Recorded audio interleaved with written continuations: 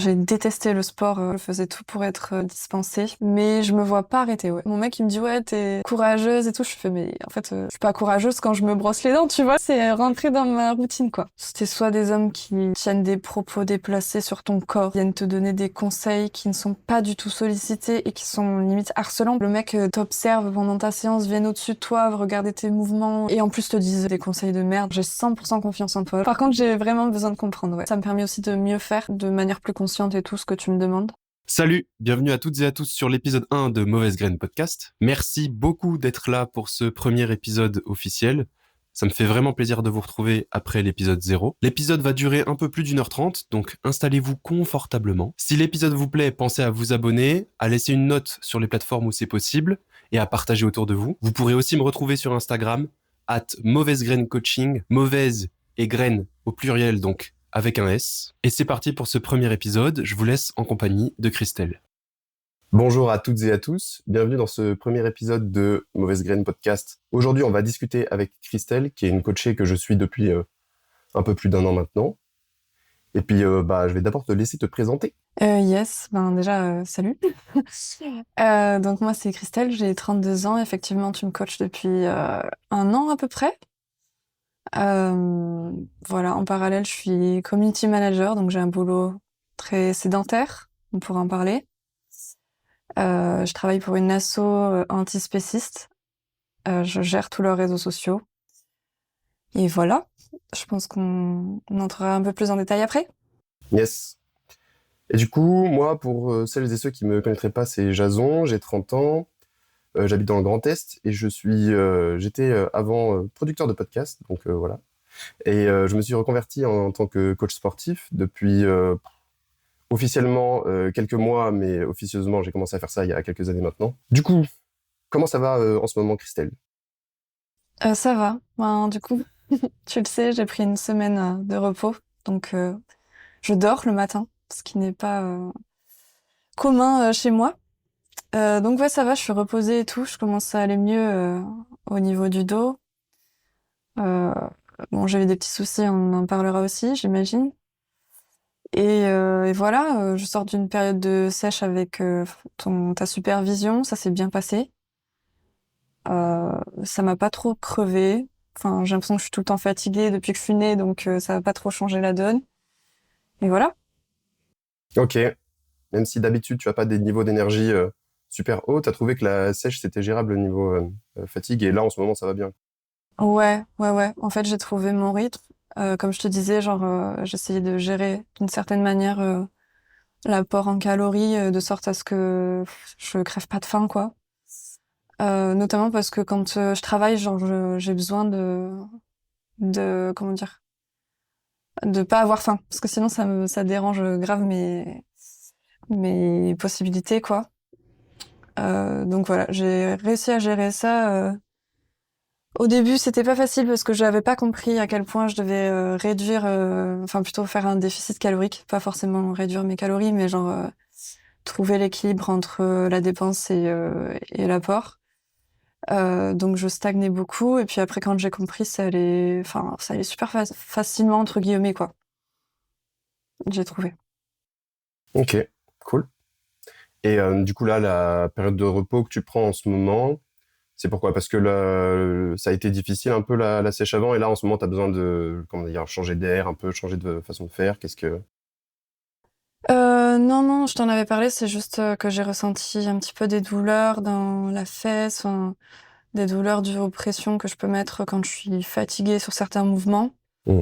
Et là, je suis partie en week-end chez mon père et quand je suis revenue, je me sentais pas de reprendre là-dessus, d'envenimer potentiellement le truc.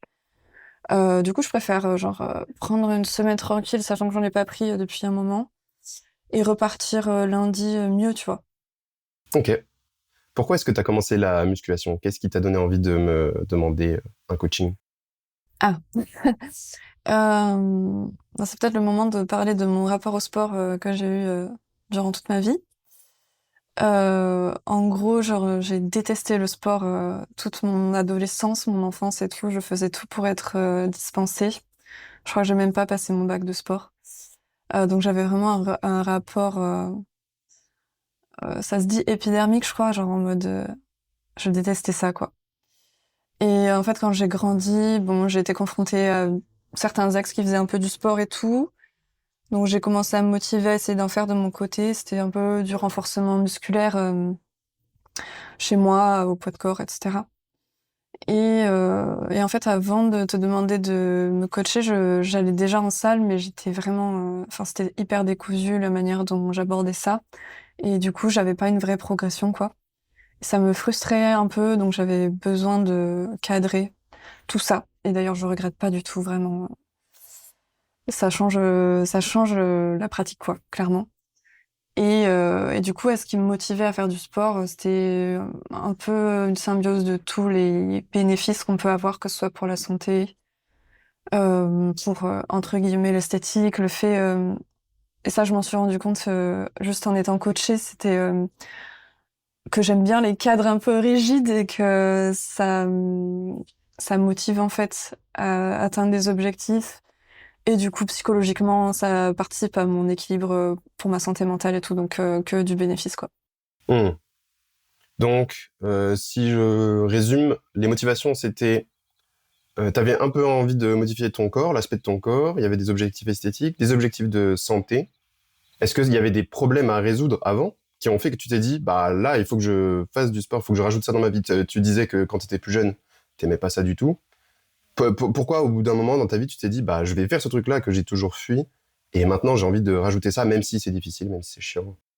Ouais, je pense que j'ai pris conscience que ça avait une valeur, surtout au niveau de la santé, genre que je pourrais pas continuer toute ma vie à rien faire, quoi. Ok. Vraiment avoir aucune activité euh, sportive, quoi. Moi, j'ai Mhm. toujours été dans l'artistique et tout. Et maintenant, j'ai l'équilibre entre les deux, on va dire. Ouais, c'était plus pour la santé, en vrai, ma première motivation, quoi. Ok. Et il y avait pas de problème de santé avant de commencer le sport, de choses comme ça qui t'ont fait dire, attention, peut-être que parce que j'ai toujours évité ça, ça commence à poser problème. Hmm. Peut-être au niveau des genoux. Genre, j'avais des genoux un peu fragiles. Euh, je ressentais parfois de la douleur, il y avait des craquements, etc., qui étaient hyper frustrants. Enfin, c'était un peu chiant, quoi. Et ouais, là, je me suis dit, enfin, en gros, tous les kinés m'ont dit, oui, il faut muscler autour, machin. C'est ça qui va faire que, enfin, vous vous sentirez mieux. Et ouais, je pense qu'il y avait cette motivation-là, euh, spécifique. Hmm. Et voilà, hein. Donc on a commencé à bosser ensemble il y a un peu plus d'un an, on a commencé en août 2024. Euh, je crois à cette période-là, tu étais en phase de recherche de travail où tu travaillais déjà.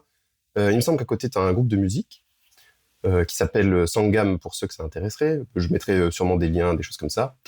Donc tu cherchais du travail / tu travaillais. Aussi, il faut savoir que tu es vegan comme moi. On vit dans un monde qui l'est pas du tout, qui est même assez hostile à ça. Ça fait quand même un mode de vie assez chargé. Du coup, comment est-ce que tu as réussi à te dire que c'était OK de rajouter en plus de la muscu qui était quelque chose qui te plaisait pas tant que ça avant? J'ai quand même eu le temps d'apprivoiser cette envie de faire du sport parce que ça fait quelques années, tu vois, que genre, j'essaie de au moins m'entraîner un peu chez moi et tout. Hmm. Mais en fait, non, je me suis rendu compte, et ça, c'est pour toute la vie, hein, sur tous ces aspects, que il faut faire des choix. Et quand j'étais plus jeune, j'étais pas prête à faire ces choix et du coup, j'étais vachement curieuse, j'allais vers plein de pratiques différentes et tout. Et en fait, le fait de faire de la muscu, effectivement, ça fait rentrer un truc qui prend du temps toute la semaine, quoi. Enfin, au moins 4 fois dans la semaine. Et puis après, on a rajouté du coup le fait de faire un certain nombre de pas par jour. Ça aussi, ça prend du temps. Et du coup, il a fallu effectivement que je fasse des choix, que je les assume. Et ça voulait dire aussi faire moins de choses à côté. Donc, je me suis recentrée vraiment sur la musique, le sport et, euh, et du coup mon taf Hmm. actuel. Et en fait, je sors plus trop de ces trois trucs. J'ai vraiment trouvé mon équilibre là-dedans. Après, comme je te disais l'autre fois, J'ai une énergie sociale qui est assez limitée, donc je sors pas énormément. Enfin, je vois des gens et tout, mais genre dès que je prévois autre truc, ça me plombe un peu mon énergie. Donc vraiment, j'essaie de trouver un équilibre entre tout ça et voilà, de faire des choix et voilà. Ok. Du coup, comment tu gères les temps de ta semaine? Donc, comment tu répartis euh, les séances de sport? Donc, tu en fais 4 par semaine. Tu as des temps de répétition, j'imagine, d'enregistrement aussi, peut-être de création de contenu pour tes réseaux, ton groupe, plus le boulot par ailleurs, plus peut-être voilà un peu de socialisation et tout, voir les amis, la famille. Comment est-ce que tu gères ton équilibre toute la semaine? Alors c'est très encadré, on va dire. J'ai un rythme assez rigide, quoi. Hmm. Déjà, j'ai la chance de travailler qu'à partir de 11h30. Je fais 30 heures par semaine, donc 11h30, 18h30. Donc en fait, toute ma vie, je la fais quasiment le matin. Je me lève très tôt pour aller au sport. Pour inclure ma marche, genre je fais 2 arrêts en tram et après je finis à pied. Enfin, donc je fais une grosse partie le matin. S'il manque, je ressors le soir. Euh, Après, en ce qui concerne la musique, je répète toute seule une seule fois par semaine, donc c'est assez simple de le mettre un soir dans la semaine, quoi. Hmm. En groupe, on répète peut-être une fois par mois. Et ouais, par contre, ce que j'arrive pas à faire dans tout ce que tu as cité, c'est la création de contenu que j'ai complètement mis de côté. En tout cas, la création de contenu perso, quoi. Et ça, ouais, c'est un gros problème. J'arrive pas à m'y remettre, à retrouver le temps pour ça. Il faudrait que ce soit sur mes week-ends, mais du coup, je suis fatiguée. Enfin, j'ai quand même envie de souffler un minimum. Mais voilà, on va quand même sortir un second album avec notre groupe, donc on va devoir se recentrer un petit peu là-dessus. Et ouais, là, ça va être une période beaucoup plus dense, tu vois. Hmm. Ok. Et ça comment dire, t'angoisse un peu de la période plus dense? Un petit peu quand même. Parce qu'avec mon groupe, on s'est déjà un petit peu brûlé les ailes par le passé. En fait, un groupe, c'est une petite entreprise, donc on a tous plein de choses à faire dans nos vies, plus ça. C'est hyper demandeur en énergie, en ressources, que ce soit financières, etc. Donc quand même, ça demande pas mal d'investissement. Je sais que voilà, pour l'instant, on est dans une phase un peu en off où on est un petit peu absent des réseaux sociaux, où on travaille dans l'ombre, quoi. Pour Hmm. l'instant, ça va, on a un rythme qui est correct.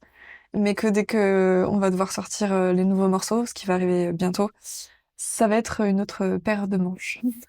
Ok. Et après la sortie de l'album, vous comptez faire des concerts, des tournées, des choses comme ça? Ouais, justement, ouais. Ben, du coup, 2026, petite tournée de release party, quoi. On a 3 clips sur le feu, on a plein de choses, en fait. En plus, comme on a perdu 2 musiciens l'année dernière, on a remplacé nos musiciens, donc on a un nouveau line-up qui doit prendre tous les morceaux. Donc c'est vraiment beaucoup de taf, quoi. Ok. Et comment tu penses que tu vas gérer l'activité physique dans ces moments de tournée, de clips, voilà, de tout ça? Et il y a de fortes chances pour que je marche beaucoup moins, parce que ça me prend vraiment trop de temps. Ok. Et puis je forcerai plus sur les machines. Ok. Tu voudrais pas modifier le rythme d'entraînement? Donc là, on est à 4 séances, que tu fais toujours très tôt le matin. Est-ce que tu penses que ça aurait un impact je sais pas, soit d'enlever des séances, de s'entraîner à d'autres moments, de choses comme ça? Parce que quand on est en tournée, des fois, c'est pas possible de choisir les horaires exactement auxquels on va arriver pour faire les balances, j'en sais rien. Enfin, je connais pas très précisément tout ça, mais Hmm. Après, on est quand même un petit groupe, donc si je pars en tournée, ce sera genre maximum 2 semaines, tu vois. hmm, Je sais pas comment je me débrouillerai à ce moment-là. C'est une situation qui est trop euh, incertaine, tu vois, pour que je me projette déjà ok. sur comment je vais tenir le rythme et tout. Mais c'est plus dans la préparation en amont et tout que genre il faudra que je trouve un autre rythme, quoi. Ok. Tu viens juste de finir une période de sèche là pendant comment dire officiellement 10 semaines, mais en fait une fois qu'on a commencé la période de maintien, t'as quand même continué à perdre du poids pendant 2 semaines. Donc on a quasiment fait 12 semaines complètes. Donc Donc moi, je conseille à la plupart des débutants, débutantes de faire des périodes de sèche de, allez, 6-8 semaines pour découvrir, on va dire, la sèche, parce on est censé changer beaucoup d'habitudes difficiles et tout ça. Toi, ça se passait bien, donc on a décidé de pousser à 10 et tu voulais même faire 12. Euh, Qu'est-ce que tu mangeais pendant la période de sèche? Qu'est-ce qui changeait par rapport à tes habitudes? Donc en plus, voilà, vu que tu es vegan, peut-être que c'est pas simple de trouver des sources de protéines qui sont pas aussi riches en d'autres aliments, très riches caloriquement, etc. Comment ça se passait? Comment tu gérais? Déjà, si tu m'avais dit de faire que 6 ou 8 semaines, ça m'aurait grave frustrée, je pense, parce que j'avais trouvé mon rythme et tout, et j'aurais trouvé ça dommage de pas continuer. Et ouais, pour répondre à ta question, je mange beaucoup. En fait, je mange très peu de légumineuses. Ça m'arrive, mais c'est rare. Mes sources de protéines, c'est vraiment genre le seitan et le tofu à Bâle. Euh, et tout ce qui est alternative à la viande, style Eura, la vie, tout ça. Donc majoritairement ça en source de prot et un checker de prot tous les matins. De temps en temps des barres protéinées, mais ça revient cher, donc pas tout le temps. Hmm. Et ouais, voilà, donc effectivement, genre je privilégie un petit peu les aliments entre guillemets maigres, je sais pas si on peut dire ça comme ça. Les sources de protéines qui ressemblent à de la viande en fait. Hmm. Je sais que il y a beaucoup de gens que ça va intéresser de savoir quelle poudre de prot tu prends. Je change tout le temps. Ouais, qu'est-ce que tu as essayé? C'est quoi tes préférés? C'est quoi les plus pratiques? En vrai, je crois que je les aime bien toutes. Avant, j'aimais pas trop ça, mais maintenant que je les prends avec du lait végétal plutôt que de l'eau, tout passe en fait. Mais sinon, j'ai testé. Alors à l'époque où c'était bien vegan, enfin ils disaient être vegan, il y avait Think qui était Ah très oui. bonne. Mais il y Apparemment, a eu ils des ont histoires refait des comme changements. quoi finalement il y a de la poudre de lait ou je sais pas. Non, c'est quoi? Je me souviens plus. C'est quoi Ouais, c'est l'histoire? ça. C'est ça, il y a de la poudre de lait, du sucralose, alors qu'ils disaient qu'il n'y avait pas d'édulcorant, enfin voilà. Euh, et puis ils ont refait des tests et tout pour prouver qu'ils sont vraiment véganes et tout, mais je suis pas retournée, donc je trouve que c'est un peu abusé d'avoir de s'être payé la tête des consommateurs, surtout des véganes, quoi. Enfin voilà. Hmm. Donc j'avais ça au début, j'ai essayé MyProtein, enfin ils ont plein de goûts différents. Nu3, tu sais, Foodspring. Genre, je change tout le temps en fait parce qu'on a de la chance d'avoir ici à Montpellier The Good Place, qui est une boutique entièrement vegan. Et Trop du bien. coup, elle a pas mal de choix, donc ouais, dès que j'ai envie d'un truc, je prends ce que je veux. Après, ça m'est arrivé d'en acheter en pharmacie aussi, enfin, donc vraiment plein de marques. J'ai testé euh, une marque biotech USA là. Ah ouais. Voilà. Ils ont des véganes aussi, je savais pas. Ouais, à la noisette et tout, c'est pas mal. Ok. C'est pas mal. Mm. Moi, j'aime bien les MyProtein. Je prends les isolats de soja en général. J'aime beaucoup celui à la vanille. Je trouve qu'il est vraiment, bon, voilà, ça fait un espèce de lait vanille. Moi, je les prends avec de l'eau. Je suis pas très difficile. Donc, il y a beaucoup de gens qui me demandent, hey, Jason, tu prends quoi comme protéines en poudre et tout ça? Et je réponds tout le temps les mêmes trucs, mais en général, ils trouvent ça dégueulasse, alors que moi, j'en ai rien à foutre. Genre, dis-toi, pendant un temps, quand j'ai commencé la muscu, je prenais de chez MyProtein l'isolat de protéines de riz sans goût. C'est immonde. Et je prenais ça tous les jours, le matin à 10h et l'après-midi à 16h.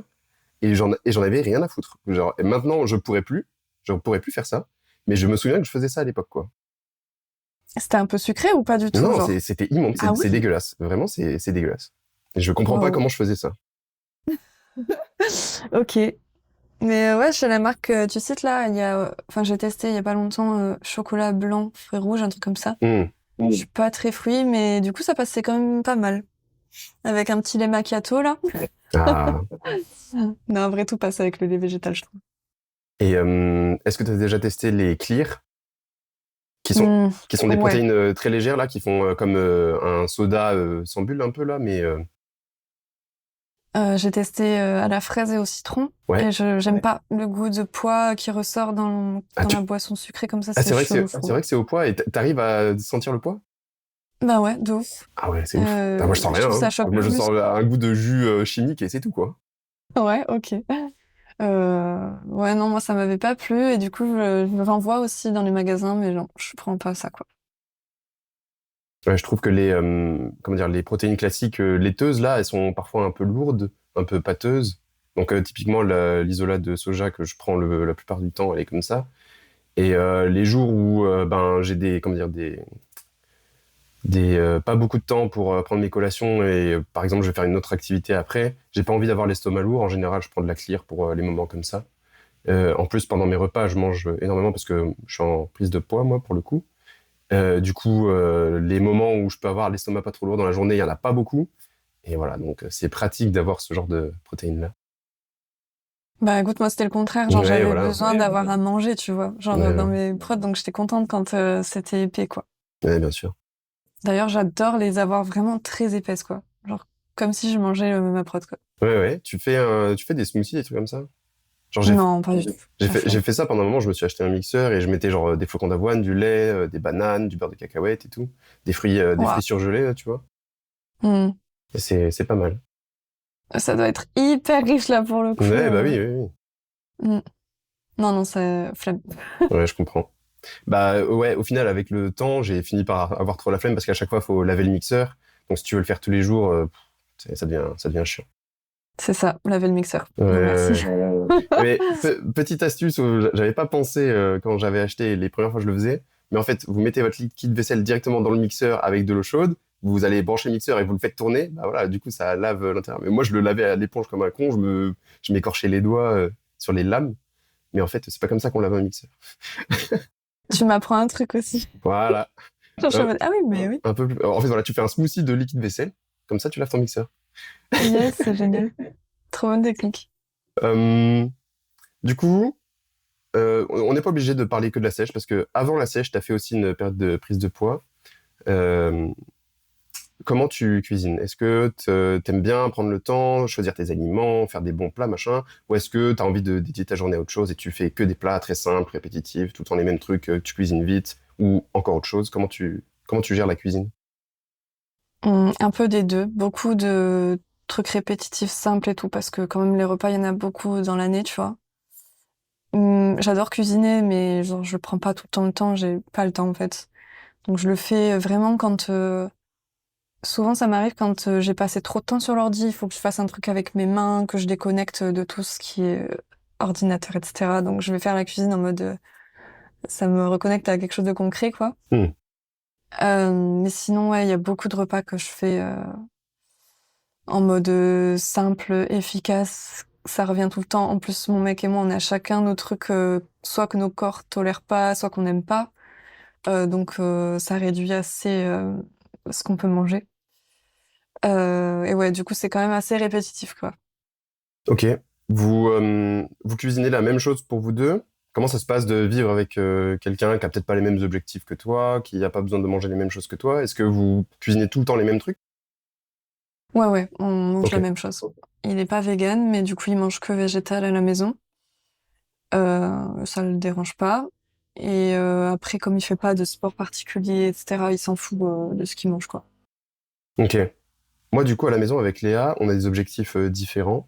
Et elle, comme moi, on n'aime pas du tout cuisiner. Franchement, passer 30 minutes devant les plaques, ça me casse les pieds, elle aussi. Euh, et du coup, on fait pas nos repas ensemble. Enfin, on mange au même moment, mais on gère chacun nos repas. Parce que moi, je fais genre 250 grammes de pâte ou de riz avec des barquettes entières de simili, plus la moitié des sachets de légumes et tout ça. Et Léa, elle mange d'autres trucs, voilà. Parce que moi, je mets max d'huile dans la poêle. Elle met juste quelques petits. On a une bouteille qui spray l'huile pour pas. Comme ça, elle peut contrôler les quantités d'huile qui est fou. Parce que l'huile, mine de rien, c'est extrêmement calorique. Du coup, ouais, pour le coup, on cuisine pas le midi, on cuisine pas les mêmes trucs. Le soir, oui, on mangera des quantités différentes, mais on mange le même plat. Mais le midi, on fait vraiment des trucs complètement différents. Ok. Parce qu'elle est en perte de poids, elle aussi, du coup? Ouais. Ok. Mais ouais, ouais, je comprends que du coup, ce soit... Mais par contre, ça doit pas être évident pour elle, parce que selon les ingrédients que tu mets dans tes plats, enfin, moi, je sais que je serais tentée, tu vois.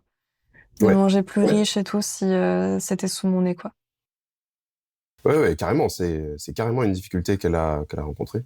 Ben, vas-y, est-ce que toi, ça t'est arrivé des moments comme ça, là, où peut-être tu sortais, ou j'en sais rien, où ton mec s'enfilait des trucs et tu disais, là, c'est chaud, là. Ouais, ça m'arrive. En fait, j'ai de la chance parce qu'il mange comme moi. Franchement, s'il mangeait pas comme moi, ce serait plus compliqué de de gérer ce qu'il y a dans les placards et tout. J'aurais trop envie de piocher dans des trucs auxquels j'aurais même pas pensé si je les avais pas achetés, tu vois. Hmm. Donc ouais, j'ai beaucoup de chance qu'on mange la même chose, quoi. Il mange plus que moi en quantité. Euh, et moi, le fait de peser tout depuis des mois là, franchement, ça m'aide de ouf à comprendre un petit peu comment fonctionne mon corps, ses besoins et tout. C'est con, mais genre c'est pas intuitif chez moi. Euh, et du coup, ça me rassure d'avoir à peser, parce que si je pèse pas, j'aurais tendance à manger beaucoup plus. Ouais. Donc, tu pèses tes quantités d'aliments avant de cuisiner, à chaque fois. Ouais, ouais, ouais.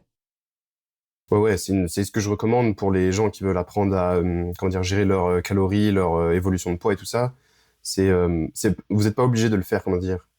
Vous n'êtes pas obligé de le faire sur le long terme et tout le temps, toute votre vie. Mais c'est vachement utile de peser ces quantités de nourriture pour pouvoir les associer avec la quantité de calories, de protéines et d'autres nutriments qui nous intéressent.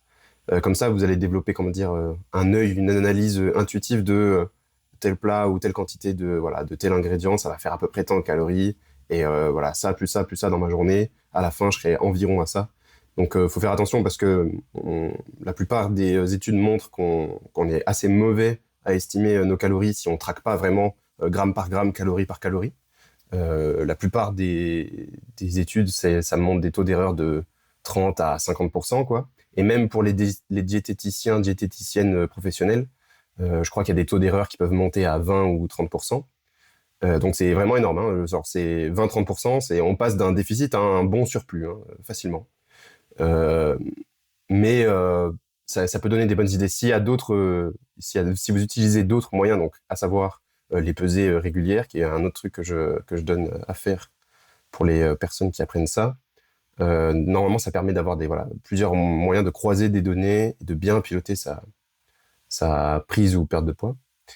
T'as parlé d'un truc, t'as dit que s'il y avait des choses dans les placards, tu irais piocher et tout ça. Donc, ça veut dire que quand vous faites les courses, vous choisissez vraiment spécifiquement juste ce que vous avez envie de manger et vous faites attention à pas prendre des trucs qui vous donneraient envie par ailleurs, mais qui rentrent pas spécialement dans la diète du moment, des choses comme ça. Comment vous gérez les petits plaisirs, les trucs comme ça? Euh, En fait, j'ai un rapport à ça particulier. Genre, en fait, genre là récemment, je me suis dit, j'ai trop envie de me faire des overnight porridge là. Euh, et C'est en quoi? fait, c'est comment dire, c'est de l'avoine avec du yaourt. Enfin, c'est des préparations que tu peux protéiner, genre en rajoutant des protéines dedans. Mhm. Euh, et moi, comme je pèse tout, genre, je peux faire la quantité qu'il faut pour pas que ça dépasse mon besoin calorique. Même en rajoutant genre une cuillère de beurre de cacahuète, tu vois, enfin voilà. Et là, je me dis, voilà, je me suis fait un dessert qui me plaît, genre qui rentre dans ma diète et qui va me satisfaire et me provoquer un sentiment de satiété. Et en fait, genre cette dernière semaine où j'étais en pause, j'ai un petit peu moins traqué mes trucs. Et en fait, j'arrive, je prends le pot de beurre de cacahuète et je le mange comme ça à la cuillère, en sachant très bien ce que chaque cuillère représente, quoi, parce que genre je les ai pesés plein de fois, Mhm. quoi. Ouais, Et, une cuillère de et beurre je de sais. cacahuète, c'est vraiment beaucoup de calories, hein. Les gens Ah oui, sont, oui, je sais. les gens sont, Enfin, non, mais tu le dis voilà. peut-être. Il y en a plein qui se disent peut-être que c'est pas grand-chose, Oui, mais vu que c'est euh, principalement des lipides, c'est maxi calorique, hein. complètement. Ça, on le sait pas forcément avant de traquer justement ces calories. Et d'ailleurs, c'est ce qui me, avant de justement peser tout ce que je mangeais, c'est ce qui gonflait mon apport calorique de ouf sans que je le sache en fait. Genre tout ce qui était noix, cacahuètes, etc. Franchement, c'est hyper gras quoi. Mm. Et du coup voilà, on passe d'un moment où je traque tout et genre je me suis fait plaisir tout en faisant en sorte que ce soit pas trop, à un moment où bah les couilles, je craque et je fais n'importe quoi et genre on verra demain, tu vois. Et en fait, je veux même pas apprécier finalement ce plaisir-là parce que ce sera trop en fait. Enfin, genre, je sais que c'est trop. Enfin, voilà. Donc, je préfère contrôler un petit peu mon dessert parce que j'ai quand même besoin de sucré. Enfin, je suis quelqu'un qui a besoin de sucré. Et construire un truc qui soit en accord avec le reste de ma diète plutôt que de faire n'importe quoi. Hmm. Et après, donc ouais, euh, quand je me balade dans les rayons, c'est peut-être le cas aussi pour toi, mais déjà le fait d'être végane, t'as l'impression que les 3 quarts du supermarché, ben t'y as pas accès. Ouais. Et en plus le fait d'être en diète, alors pas forcément en perte de poids, mais voilà. Hmm. Bah ça rajoute encore des contraintes et tout. Du coup, t'as pas l'impression que le supermarché s'adresse à toi, quoi. Ouais. Donc vraiment, je construis un peu mes besoins autour de trucs que je cuisine entre guillemets. Et ouais, cet apport en sucré, c'est vraiment soit des barres de protéines, soit des desserts que je fais et qui sont protéinés, quoi. Ok. Et du coup, il y a pas de, vous avez pas des, mis à part toi, le beurre de cacahuète, il y a pas des aliments plaisir que vous auriez tendance à acheter et à vider les paquets tout de suite si vous s'ils étaient à la maison, il y a pas de trucs comme ça? Non, parce que les biscuits vegan, j'en achète pas. Genre tout ce qui est Oreo, spéculoos et tout. On en achète vraiment très rarement. Pas de bonbons, pas de chips? Non. Ok, Lui, oui, moi, non. Euh, non, non. Par contre, j'aime trop me faire plaisir, genre sortir dehors et aller me prendre un cheesecake vegan ou Hmm. un truc vraiment bon, tu vois. Bien foutu. Enfin, un vrai dessert, quoi. Ouais, quand tu veux te faire plaisir, plutôt que de te reposer sur la grande distribution, tu vas spécialement dans des restos, des snacks, des trucs comme ça, quoi. Ouais, genre me faire vraiment plaisir, quoi. Hmm. Ok. Quand tu sors, comment tu gères les calories d'un endroit où, bah, a priori, tu sais pas exactement tout ce qu'il y a dedans? Comment tu fais pour estimer, Alors déjà, on fait pas beaucoup de restos. Et la plupart du temps, on fait des pokés. Donc je sais à peu près, à vue d'œil maintenant, je connais un petit peu les quantités de chaque truc, quoi. Euh, et oui, en plus d'être végane, j'ai un truc qui me coupe socialement parlant encore plus. C'est que je mange pas d'ail ni d'oignon. Et genre, en Ah fait, oui. il y en a dans toute la bouffe, que ce soit industrielle ou dans la restauration. Partout. Et genre, c'est vraiment une aversion que j'ai. Et du coup, je sais à peu près les restaurants qui n'en utilisent pas, mais c'est très rare. En plus, qu'ils soient vegan, c'est super rare. Donc, finalement, même quand je sors au resto, c'est assez limité comme choix et j'ai l'habitude d'aller toujours au même endroit, quoi. C'est quoi tes restos vegan préférés à Montpellier? Ouais, du coup, il y a donc Gringoria, qui est un resto de hamburgers et tout, donc c'est cool quand on a envie de manger un peu riche. Ils font des super bons desserts. Il y a Oden qui propose des brunchs pas que vegan, mais ils ont des offres vegan sans ail ni oignon pour mon plus grand bonheur. Non, vraiment, c'est très compliqué de manger ça. Enfin, vraiment, c'est... Et puis en plus, quand tu demandes au restaurateur, genre, est-ce qu'il y a ça et ça? Non, non, il n'y a pas ça. Et puis, tu te ramènes un plat. Franchement, je suis un détecteur, donc je sais très bien qu'il y en a. Ouais. Euh, Après, il y a ouais, donc tout ce qui est poké aussi, où c'est plus simple parce que du coup, tu choisis un peu ce que tu mets dedans. Et voilà. Après, il y a pas mal de restos qui font des pâtisseries de ouf, genre les Demoiselles de Montpellier, Clara Young, Peace Food Coffee qui fait je pense, des bons plats, mais du coup, moi, je peux pas les manger parce qu'il y a des choses que j'aime pas dedans. Mais Hmm. ils font aussi des trop bons desserts. Donc quand même, on a une offre pas mal, je trouve, à Montpellier. Chouette. Trop bien. Et genre, pendant la sèche, t'as fait combien de restos de sortie? Combien de fois t'as pas mangé chez toi? En moyenne, genre par semaine ou par mois, je sais pas. Pas beaucoup, franchement. J'ai évité un peu les situations comme ça, genre quand on me proposait de manger dehors et tout, je leur disais à mes potes, on se rejoint après, quoi. Genre, donc très peu. Après, ça m'arrive quand j'ai la flemme de cuisiner, genre on commande des pokés, Mhm. parce que ouais, du coup, je sais à peu près ce qu'il y a dedans. Mais après, ça m'est arrivé, genre allez, ce soir, j'ai envie d'un vrai dessert et tout, donc on sort, on va prendre un truc bon, quoi. Mais ouais, sinon pas trop. Mais après, ça me manque pas trop, franchement. J'ai l'habitude, en fait. de pas trop manger dehors, pour les raisons que je t'ai données. Donc genre moins d'une fois par semaine, une fois tous les 15 jours, un truc comme ça? Ouais, je dirais une fois tous les 15 jours, vraiment, Ok, max. Mm. ok. Du coup, avant de faire de la muscu, dans ta jeunesse, t'as pas fait de sport du tout? T'as jamais essayé des trucs en club, en association? Est-ce qu'il y a des sports qui t'ont vite fait intéresser? Je sais pas, même des sports de raquettes, tu sais, des trucs comme ça? J'en sais rien. Non, du tout. Rien? J'ai fait de la danse parce qu'on m'a obligée quand j'étais gamine, ça m'a traumatisée toute ma Ah. vie. Genre vraiment, actuellement, genre je suis incapable de bouger mon corps sur de la musique à cause de ça. Euh, Même en concert, quand tu chantes, toi, tu danses pas sur ouais, j'ai scène? j'ai beaucoup de mal à prendre ma place et avoir un jeu scénique qui soit ok à cause de cette phobie de la gestion de mon corps dans l'espace et tout. Donc, heureusement, je suis très expressive quand je chante. Donc, ça comble un peu ce vide-là. Et j'essaie de faire des efforts, tu vois. Mais ouais, ce côté-là de la scène, c'est pas ce qui est le plus simple, clairement, pour moi à cause de ça, ouais. Hmm.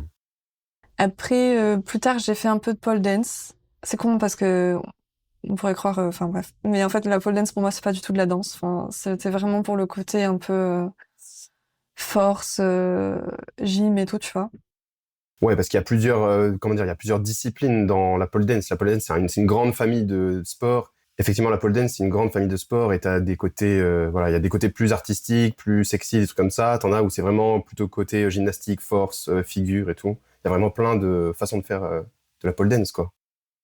Exactement. Après, j'étais pas très bonne parce que j'avais très peur des inversions. J'avais peur de tomber, de me casser la nuque et tout. C'est Donc, quoi une inversion? une inversion, c'est toutes les figures où t'as la tête en bas, quoi. Euh, donc j'en faisais, mais j'avais peur, donc j'étais assez limitée et tout. J'ai fini par arrêter parce que je me trouvais pas assez à l'aise en fait. Alors que j'aimais ça et tout, mais en plus c'était cher et tout, donc il y a plusieurs raisons qui ont fait que j'ai arrêté. Et c'est tout hein, ce que j'ai fait après vraiment c'était du renfort chez moi. Hmm. D'ailleurs au début j'avais peur d'aller à la salle, enfin peur de mal faire, peur d'être jugée, peur des mecs, enfin du coup ouais, c'était plutôt seul chez moi quoi. Ok. Du coup, je veux bien qu'on creuse ce truc-là de peur d'aller à la salle. Comment ça s'est passé les premières fois que tu y es allé, du coup? Est-ce que ça ressemblait à ce à quoi tu t'attendais? Est-ce que c'était aussi désagréable que ce que tu avais anticipé? Est-ce que c'était pire? Euh, les toutes premières fois où j'y suis allée, c'était il y a quand même quelques années. Euh, et je m'étais motivée parce que mon ex y allait aussi, et du coup, on y allait ensemble. Après, enfin, ma pratique était totalement décousue encore plus que récemment, là. Enfin, avant de te connaître, quoi. Hmm. Je sais même pas ce que je faisais, franchement. Je soulevais des poids On au commence tous pif. quelque part. De quoi? On Oui, co- on commence tous. Oui, oui. Ça m'a permis aussi d'aller à la rencontre vraiment concrète de ça et tout, tu vois. Mais quand j'ai dû recommencer plus tard, donc seule, j'avais toujours un peu cette appréhension quand même. En fait, à chaque fois que je découvre une salle, j'ai de l'appréhension là. Même si tu me envoyais dans une autre salle, là, je pense que je connais pas, genre, je pense que je serais pas super à l'aise, tu vois. C'est quoi qu'est-ce qui te met mal à l'aise? Euh, déjà, la peur de pas reconnaître les machines, c'est trop con. Vraiment de pas identifier à quoi ça sert et de me sentir con, tu vois, genre, voilà. Euh, le regard des autres, globalement, c'est un truc qui peut me paralyser, tu vois. Alors qu'en fait, je sais que les gens sont pas là pour juger, enfin voilà. Euh, Enfin, moi, c'est pareil, quoi. Avec les autres personnes autour de moi, je les calcule pas, quoi. Hmm. On pourra en parler, mais tout ce qui est regard des hommes et tout, je suis pas super à l'aise non plus. On peut en parler maintenant? T'as déjà eu des expériences désagréables avec des mecs en salle? Oui, ça m'est arrivé. C'est pas des expériences incroyables, hein, mais c'est assez pour me sentir pas à ma place, en fait. Et du coup, pour te raconter, récemment, je t'en avais parlé, à Marseille, la salle dans laquelle j'allais, elle était mixte, ce qui n'est pas le cas. Enfin, là, en gros, je suis dans une salle où il y a quand même une salle spécialement en non-mixité, quoi. Ouais, donc réservé aux meufs. Ouais, réservée aux meufs. En gros, c'est une immense salle avec un espace féminin. Et dans cette salle à Marseille, ouais, en fait, c'était soit des hommes qui tiennent des propos déplacés sur ton corps, soit des hommes qui viennent te donner des conseils qui ne sont pas du tout sollicités et qui sont limite harcelants, parce que recevoir un conseil, ok, ça va, tu vois, ça peut arriver. Mais genre, que le mec t'observe pendant ta séance, vienne au-dessus de toi, regarder tes mouvements, et en plus te dise des conseils de merde, parce que il me parlait du prana ou je sais pas quoi, enfin bref, c'était pas ouf. Euh, Soit des mecs qui s'attachent à toi et en fait c'est malaisant parce que toi tu viens à la salle et genre t'as juste envie de faire ta séance et de pas parler et tu vois que le mec il est content de te voir et t'es en mode ouais mais genre j'aimerais retourner dans ma musique, enfin, voilà. Donc voilà, je sais pas, genre avec les meufs on a moins ce truc là je trouve, d'observation, de prise en compte, même si genre ça m'arrive de parler à d'autres meufs. Et souvent c'est très cordial et voilà, on s'entend toutes bien, mais c'est différent. Je sais pas pourquoi. Enfin, Hmm. je sais pas. Ouais, bah, j'imagine que déjà la plupart des espaces publics, bah, forcément le rapport meuf-mec, il est quand même très coloré par le patriarcat, les choses comme ça. Donc forcément, quand un gars t'aborde que tu connais pas, la plupart des meufs sont suspicieuses, se disent bon, qu'est-ce qu'il cherche à savoir, qu'est-ce qu'il cherche à obtenir, est-ce qu'il est dangereux ou pas, est-ce qu'il va être malaisant ou pas. Et j'imagine que c'est d'autant plus accentué quand tu es dans un espace qui est réputé pour être occupé par les mecs, qui est un endroit où on performe la masculinité, la force, le bruit, la sueur, machin, tous ces trucs-là. Ce qui est pas forcément la parade des mecs. Hein. Je pense que il y a plein de meufs qui se retrouvent complètement, enfin, qui ont un rapport féminin et comment dire personnel avec, pareil, le fait de grogner, d'être fort, de transpirer, tout ça. Mais forcément, voilà, il y a toute une culture derrière. Et si tu devais donner si tu devais donner un ou plusieurs conseils à des mecs qui vont en salle de sport avec des meufs, qu'est-ce que tu dirais? Est-ce que tu aurais des choses à dire? Est-ce que tu dirais plutôt laissez-nous tranquilles, ne regardez pas? Si vous voyez qu'on est en difficulté, bah peut-être venez nous aider, mais sans insister. J'ai réfléchi des fois et c'est vrai que c'est compliqué parce que je pense qu'on a peut-être un rapport chacune différent avec ça. Euh, je comprends l'envie de vouloir donner des conseils, surtout quand on voit que la personne fait de la merde et tout. Mais je sais pas, même moi, quand je vois une fille faire de la merde et qu'elle sollicite pas mon aide, je vais pas oser, genre, aller lui dire, en fait. Déjà, je trouve que je suis pas assez pertinente pour donner des conseils, je suis pas coach ni rien. Et puis, je me dis, ça se trouve, il y a une manière de faire que moi, j'ai pas compris et qui est OK pour elle, je sais pas, tu vois. Donc, présupposer déjà que la personne fait mal, c'est pas cool non plus. Après, ouais, franchement, les regards et tout, ça peut être hyper pesant. Euh, voilà, et surtout ne pas faire de remarques sur le corps des meufs, quoi. Genre, je t'avais raconté cette fois où j'étais dos à un mec et j'entends, il m'a dit, ça rend curieux, ça donne envie d'en voir plus. Et je me tourne et je vois qu'il regarde au niveau du bas de mon dos, quoi. Donc j'étais en mode, pardon, genre quoi? Et il me dit, ah ben votre tatouage, là, je vois que genre il prend tout votre dos. Bon déjà j'étais tellement rassurée qu'il parle de mon tatouage et pas de mon cul que j'étais en mode ouf. Et en fait après je me suis dit non mais en fait il avait pas non plus à demander d'avoir mon tatouage, enfin à commenter mon corps, etc. C'est trop malaisant quoi. Mm. Donc ouais c'était vraiment ce genre d'expérience où t'es en mode vas-y je veux être qu'entre meufs, c'est con mais on se fait pas des remarques comme ça quoi. Enfin. Ouais, je comprends complètement. Mm.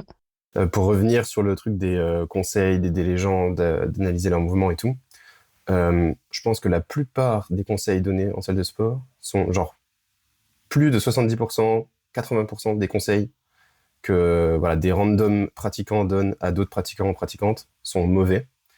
Euh, Parce que déjà, il y a plein de trucs sur la sécurité, voilà, le bon mouvement, ne pas se blesser, la bonne trajectoire, un bon mouvement et tout ça. Tout ça, Déjà, les gens comprennent pas suffisamment bien la biomécanique, les spécificités individuelles, les trucs comme ça pour donner des conseils appropriés. J'ai des réels en préparation sur ce sujet.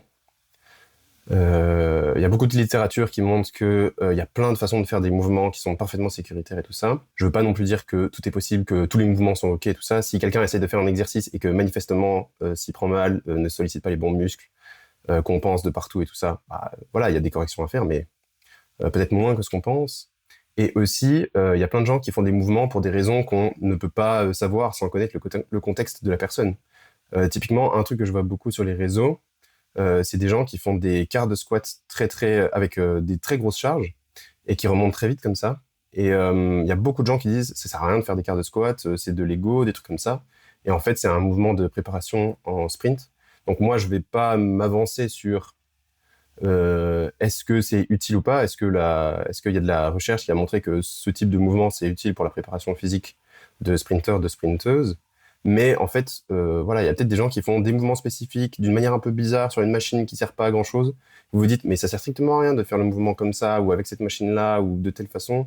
Mais en fait, vous connaissez pas le contexte de la personne. Peut-être que la personne est blessée, peut-être que la personne a essayé plein d'autres façons de faire. Il y a que celle-là qu'elle tolère à peu près. Peut-être qu'elle était dans une phase d'entraînement avant et que maintenant elle est en train de changer, donc elle essaye de découvrir des nouveaux mouvements, des choses comme ça. Donc de manière générale, partir du principe que vous savez comment il faut bien faire et que ça vaut le coup d'aller interrompre la personne pour lui donner des conseils, je pense que ouais, dans 80% des cas, 90%, je pourrais même aller jusque-là, je pense que c'est une mauvaise idée. Les seuls moments où je me suis permis d'interrompre des gens et d'aller donner des conseils, c'était quand ils faisaient des trucs vraiment foncièrement dangereux et dont moi j'avais l'expertise. Donc il y avait quelqu'un qui assurait une autre personne au squat. Et donc la personne, ça va être un peu chiant à montrer, mais en gros la personne avait les coudes en arrière en tenant la barre comme ça, et la personne qui l'assurait derrière avait ses mains en dessous de ses coudes. Donc en gros, si jamais la personne échouait, elle remontait ses mains sur ses coudes, donc du coup ça faisait balancer les bras vers l'avant, et la barre allait lui rouler sur la nuque. Et donc il y avait pas mal de charges, et la personne était vraiment super débutante, et voilà, ça tremblait de partout et tout. Donc là, je les ai interrompus. Une fois qu'ils ont fini leur série, j'ai dit je vous regarde, vous faites du squat, c'est cool et tout, c'est bien. C'est un super exercice et c'est trop cool que vous en fassiez. Par contre, la façon dont toi tu assures ton ou ta pote, c'est pas une bonne façon de faire. Parce que voilà, si jamais ça se passe mal, tu vas remonter tes mains sur ses coudes à cet endroit-là et tu vas lui, voilà, la barre risque de rouler sur ta nuque. Donc je lui ai montré comment on assurait correctement. Mais voilà, c'est vraiment le seul genre de cas où je me dis voilà, là c'est juste dangereux. Faut faire attention, mais sinon il vaut mieux laisser les gens tranquilles. Ouais, je suis assez d'accord. Puis surtout les filles j'ai l'impression dont elles font pas trop bien les mouvements. Souvent elles mettent pas beaucoup de charge et tout. Du coup je me dis bon, elle fait ce qu'elle veut quoi. Oui, c'est ça. On n'a pas besoin d'avoir la responsabilité Ouais. voilà, que les autres fassent des choses parfaites, quoi. Même si je comprends la volonté d'aider. Mm. Yes. Qu'est-ce que tu dirais aux gens qui diraient oui, mais on est dans une société individualiste, voilà, tout le monde est sur son téléphone, ses écouteurs, on est coupé, même dans des endroits publics où il y a plein de gens, on peut même plus socialiser et essayer de parler avec les gens, tout ça, ça mènera, voilà, ça créera des bulles d'isolement et de dépression et tout. C'est important de parler avec les gens.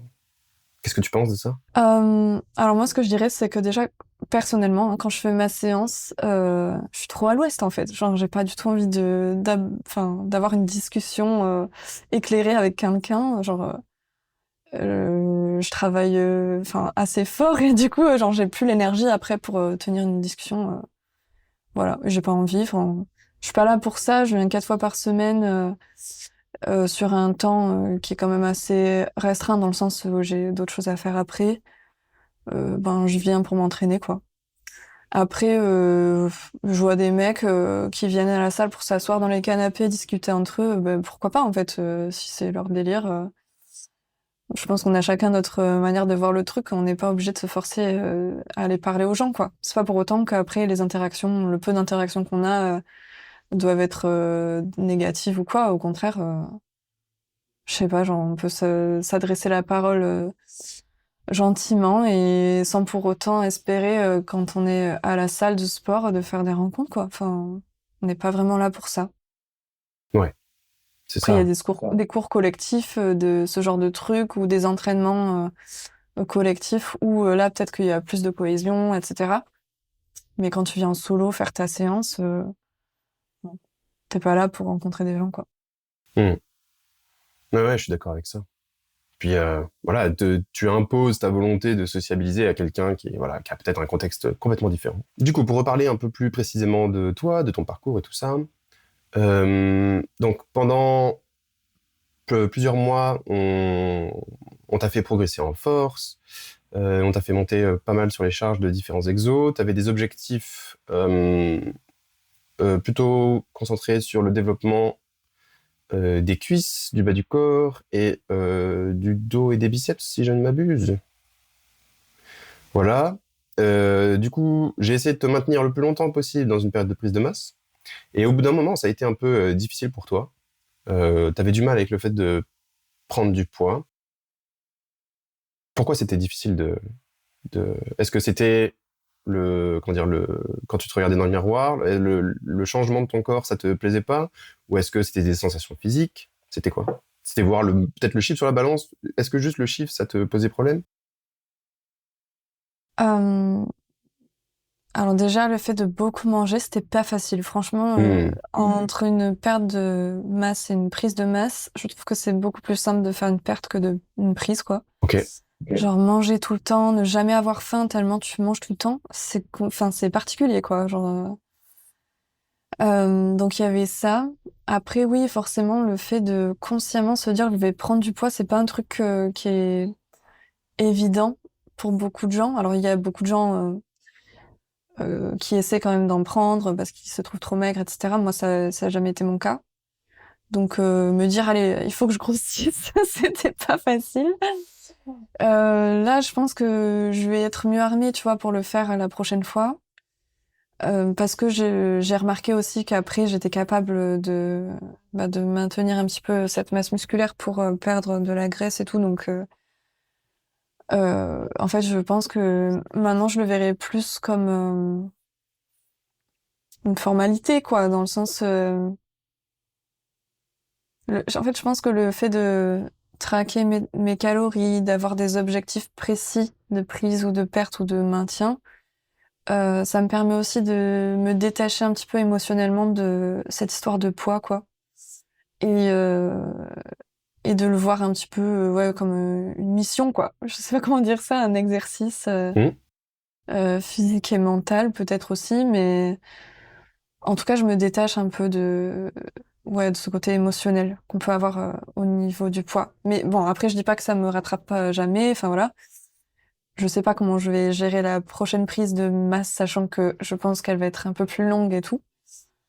Euh, J'aimerais bien qu'on l'optimise de sorte que je me sente pas genre fat, tu sais, cette sensation vraiment de toujours avoir mangé trop riche, enfin, je sais pas, de me sentir lourde, mais genre, c'est pas agréable au niveau de la digestion, etc., tu vois. Donc si on arrive à optimiser ça, c'est cool. Voilà. Donc, faut savoir que avec les gens avec qui je bosse, quand il y a des objectifs de modification voilà, d'aspect physique ou voilà, de prise de muscle, perte de gras, choses comme ça, un des premiers trucs que je fais faire, c'est de se peser tous les matins au réveil après être allé aux toilettes. Je pense que le fait voilà, de monitorer euh, comment évolue notre poids par rapport à ce qu'on mange, c'est un des meilleurs outils qu'on puisse implémenter sur voilà, le pilotage de tout ça. Quand on a commencé à bosser ensemble, enfin quand on a commencé à piloter ton poids, du moins, donc ça faisait déjà 6 mois qu'on bossait ensemble, t'étais à 61,9 de moyenne. Et après, voilà, ça a fait des yo-yo, mais la prise de poids a quand même fini par porter ses fruits. On est monté à 62,5 au plus haut. Donc ça, c'était en juin. Donc de janvier à juin.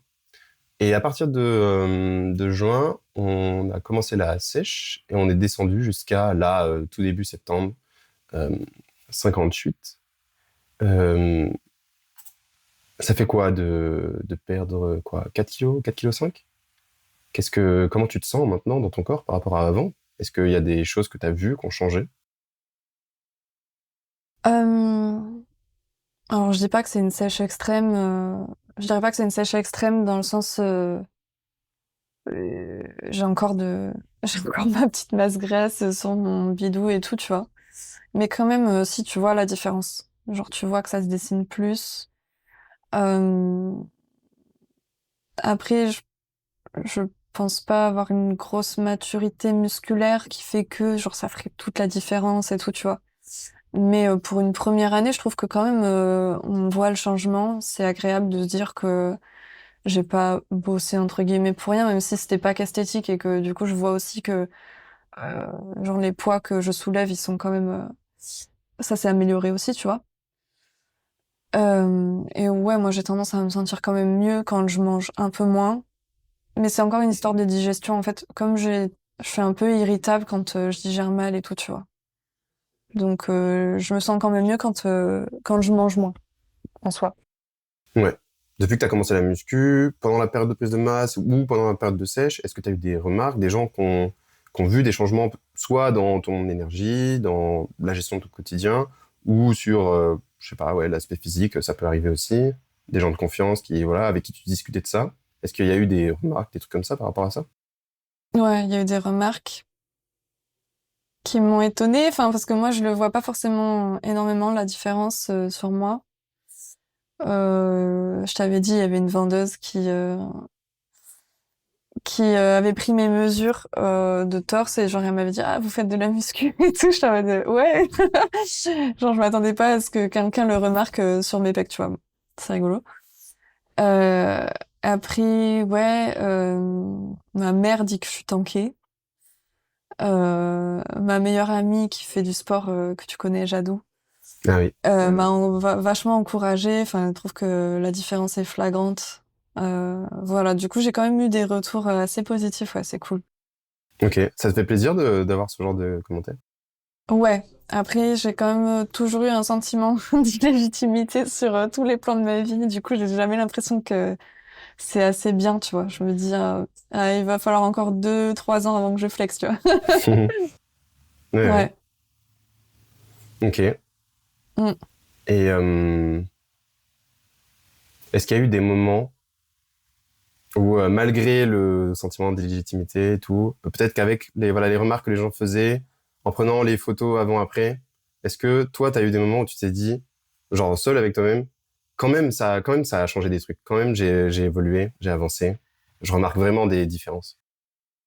Souvent, quand je suis en pleine séance et que je suis en congestion, quoi, que je vois genre les lumières qui tapent surtout sur mon haut du corps, je me dis ah ouais quand même genre j'étais pas comme ça avant quoi. Les cuisses de temps en temps, selon la lumière et tout, je me dis ouais pareil genre ça se dessine mais pas assez vite à mon goût. Mais bon ça je peux pas y faire grand chose parce que bon je force déjà beaucoup. Enfin c'est des séances du bas du corps qui me fatiguent vraiment, qui potentiellement quand je suis fatiguée me causent des douleurs un petit peu en bas du dos et tout donc enfin franchement je vois pas comment je pourrais faire plus. À part être patiente et voilà, attendre que ça grossisse Hmm. avec le temps. Mais c'est vrai que c'était un peu c'est entre guillemets mon rêve d'avoir des grosses cuisses et j'imaginais pas prendre aussi rapidement du haut. Hmm. Ça me déplaît pas et tout, hein, c'est juste que c'est pas ça que je visais, quoi. Hmm. Mais ouais, du coup, voilà. Ouais. Bah ouais, faut se rendre compte que, comment dire, la répartition de la masse musculaire et de la masse graisseuse, c'est quand même très génétique. Il y a plein de gens voilà, qui ont tendance à facilement prendre de certains endroits et moins d'autres, voilà, que ce soit musculaire ou graisseux. Du coup, les solutions pour ça, c'est adapter l'entraînement, c'est peut-être répartir le volume différemment. Donc là, on a remarqué que niveau épaules et bras, vraiment, ça s'est développé super, super bien pour toi, très, très vite, avec assez peu d'exos poussés très, très lourds. Alors que pour les jambes, on charbonne, on fait vraiment beaucoup de séries très lourdes, très difficiles. Et voilà, moi je pense que ça a quand même bien progressé, mais toi, à ta sensation, à ton goût, c'est différent par rapport au haut du corps. Peut-être qu'il y aura d'autres stratégies de répartition du volume d'entraînement pour la suite. Est-ce que toi, tu as un rapport particulier du fait que tu sois une meuf qui devienne musclée, qui devienne plus forte? Est-ce qu'il y a des gens qui ont voilà, des attentes, un regard spécifique sur ça? Tu te trouves en décalage avec ça? Tu vois, le fait d'avoir développé des épaules, des bras, quand t'ait fait une remarque sur les pecs. Moi, ça me fait plaisir. En fait, en gros, déjà, personnellement, j'éprouve pas spécialement du désir envers les corps musclés. Par contre, j'ai beaucoup de respect, tu vois, en mode... je trouve que enfin, quand je vois quelqu'un de musclé, j'ai tendance à me dire, waouh, bravo, genre, je sais que c'est des efforts, tu vois, genre, mais je vais pas éprouver plus de désir pour un corps musclé que pour un corps rond, par exemple. Et chez moi, c'est un peu pareil, genre en mode, je suis contente qu'on me le fasse remarquer parce que c'est du travail, mais je me trouve pas plus désirable parce que je me muscle, tu vois. Et Je sais pas si c'est très clair. ouais, je comprends. Et du coup, c'est marrant que t'aies parlé de ça, parce que du coup, est-ce que t'associes le côté d'être une femme avec le fait d'être désirable? Parce que du coup, ma question portait plutôt sur le fait d'être une meuf qui se muscle, et tu me réponds sur je me trouve pas plus désirable. Je trouve ça intéressant. Je trouve ça intéressant. Mais je parlais aussi des mecs, hein. Enfin, je Ouais. parlais du fait, ouais, mais peut-être que du coup, le désir avait rien à voir avec ta question, mais non, mais je pensais à ça parce que, si tu veux, genre, je suis quelqu'un d'assez complexé et je me suis demandé à un moment donné pourquoi je fais de la muscu, genre, est-ce que c'est pour l'être moins? Et je pense que la réalité, c'est que non, en fait. Enfin, genre, j'ai pas l'impression que la muscu m'aide à combattre mes complexes, surtout que, bon, pour le coup, j'ai une malformation de la cage thoracique qui fait que c'est osseux et donc que je me muscle ou pas, genre, ça changera rien. Du coup, c'est plus par rapport à ça que je répondais.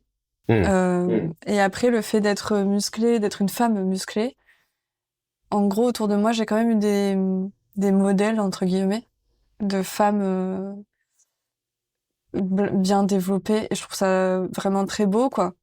Euh, d'assumer sa force et tout, tu vois. Donc voilà, moi, ça me pose pas de problème, en tout cas, à ce niveau-là, quoi. Mmh.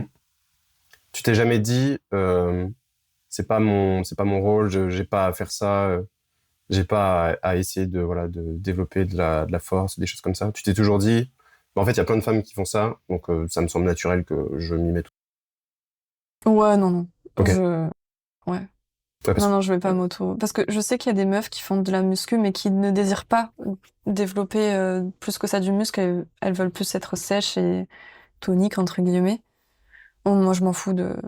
Hmm. Même je m'en foutrais du regard des mecs s'ils se disaient ouais, elle est trop musclée et tout, je m'en fous. Ok. Mm.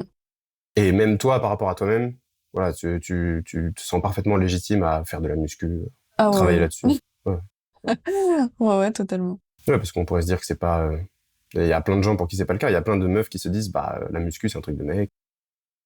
Ah ouais, je me rends pas compte. Tant mieux Peut-être pour parce que j'évolue beaucoup dans des milieux de mecs et du coup, j'ai plus trop ce questionnement-là, tu vois. tant mieux pour toi. Hein. Ouais, genre pareil dans le chant saturé et tout, tu vois. Genre je pourrais me dire Mmh. c'est pas ma place et tout, franchement. Si, c'est cool. Ouais, donc pour celles et ceux qui savent pas, donc Christelle chante dans un groupe de métal et fait du chant saturé, donc en gros écrit. Et donc c'est un truc quand on écoute, on a du mal à, on peut se dire est-ce que vraiment les meufs font ça? Et on est étonné de voir qu'en fait il y a plein de meufs qui sont extrêmement douées à faire des trucs que la norme n'imaginerait pas. Du coup, ouais, comment dire, il y a d'autres aspects de ta vie qui t'ont fait te dire les normes de genre et nique sa mère. Mais oui, en fait, parce que on a des muscles, on a aussi des bandes ventriculaires, donc on peut faire les deux. Et genre, en fait, je m'en fous de ce que les gens pourraient penser, quoi. Là-dessus, pas de problème. C'est cool, c'est bien. Euh, Sur les difficultés, est-ce qu'il y a eu des moments où tu t'es dit c'est trop difficile, j'ai envie d'arrêter, j'en ai marre? Pas du tout. Jamais? Non, non. Pas une seule fois? Cette année, non. Alors, avant, oui. Ça m'est arrivé de faire du sport pendant genre 2, 3 mois. Genre, par exemple, pendant le Covid, j'étais seule chez moi. Et en fait, j'avais trouvé un rythme où j'étais en mode, vas-y, je fais du sport et tout, c'était trop cool, voilà. J'avais acheté des petites haltères et tout. Et en fait, dès que je voyais du changement, j'étais en mode, j'arrêtais. Je sais pas pourquoi. Enfin, si, je pense savoir pourquoi. En fait, quand je voyais du changement, je me disais, putain, mais en fait, ça veut dire que pour avoir ce changement, je vais devoir faire ça toute ma vie. Et j'étais pas du tout prête psychologiquement à faire cet effort-là sur le long terme, vraiment sur le très long terme, quoi. Ce qui n'est plus le cas aujourd'hui, tu vois. Genre là, c'est le contraire. Genre, je me verrais mal arrêter. Genre, d'ailleurs, les moments où je dois faire des pauses parce que je suis malade ou quoi, je le vis pas très très bien, tu vois. Tu feras de la musculation jusqu'à ce que t'aies 75 ans? Mais je sais pas, peut-être, hein. Peut-être pas de la muscu, peut-être pas que de la muscu, tu vois. Mais je me vois pas arrêter, ouais. Genre, c'est mon mec, il me dit, ouais, t'es courageuse et tout. Je fais, mais en fait, je suis pas courageuse quand je me brosse les dents, tu vois. Genre, pour moi, c'est rentrer dans ma routine, quoi. J'adore. Mais toi, ça doit être encore pire parce que, genre, là, j'ai fait une pause, tu vois, pour mon dos, mais je suis sûre que toi, t'aurais rien fait du tout, tu vois. Ouais, je... ouais, je trouve que c'est un sujet extrêmement intéressant. La psychologie du sport et des habitudes, des choses comme ça, de la motivation. Et il y a beaucoup de gens, genre notamment sur les réseaux sociaux, il y en a beaucoup qui avancent leur physique, leur progrès, tout ça, qui disent c'est beaucoup de sacrifices, c'est beaucoup de travail, beaucoup de trucs comme ça. Et les gens qui percent sur les réseaux, voilà, qui ont énormément de succès et tout ça, qui ont vraiment des résultats physiques ou de performance ou je ne sais quoi d'autre très impressionnants. Même si c'est sûr que ça nécessite du travail et tout ça. Tu vois, tout à l'heure, tu as dit, quand je vois quelqu'un de très musclé, je me dis, ouais, je sais quel travail ça a coûté et tout ça. Euh, avec le temps et l'expérience, j'ai tendance à me dire, je sais pas s'il y a tant de mérite que ça. Est-ce que c'est pas plutôt qu'en fait, ces gens-là, ils ont le cerveau câblé, en fait, juste pour kiffer ça, en fait. C'est beaucoup moins coûteux. Donc, je vais parler de moi. C'est beaucoup moins coûteux pour moi de passer mes journées à la salle et m'entraîner tout le temps. Donc, je vais à la salle 6 fois par semaine. Je prépare des compétitions tout le temps. Je fais des séances assez longues et assez difficiles. Euh, et genre, quand les gens me disent waouh, quel travail, quel sérieux, les sacrifices et tout ça, en fait, ça me fait plus chier de faire autre chose. Genre, juste, j'aime trop ça. Du coup, depuis gamin, j'ai toujours été assez musclé. J'ai toujours fait énormément de sport et tout ça. Euh, et du coup, voilà, pareil, pour les gens qui percent sur les réseaux et tout ça, je me dis, est-ce que c'est pas juste la sélection sociale qui a fait que, bah, en fait, c'est ces gens-là qui ont toujours été très sportifs, qui ont toujours énormément aimé tel et tel type d'activité, qui du coup ont continué, ont progressé sur le long terme et ont du coup eu les résultats les plus impressionnants, mais juste parce que pour eux, c'était moins coûteux en fait. Mmh. Bah, pour te répondre, du coup, pour moi, c'est moins coûteux alors que, bon, dans le passé, j'ai pas fait de sport, tu vois. Parce que j'ai eu une évolution de paradigme, on va dire, vis-à-vis de ça, qui fait que maintenant, j'intègre le truc vraiment dans mon quotidien, quoi. Mais ouais, je comprends tout à fait ce que tu veux dire. Et d'ailleurs, la dernière fois, je tombais sur une vidéo d'une meuf qui disait, genre, pendant que toi tu dors, moi je me lève le matin. Pendant que toi t'oublies de prendre tes compléments, moi je les prends. Euh, Pendant que toi tu fais ci, moi je fais du sport. Tu vois, genre en mode, moi je suis au-dessus de tout le monde.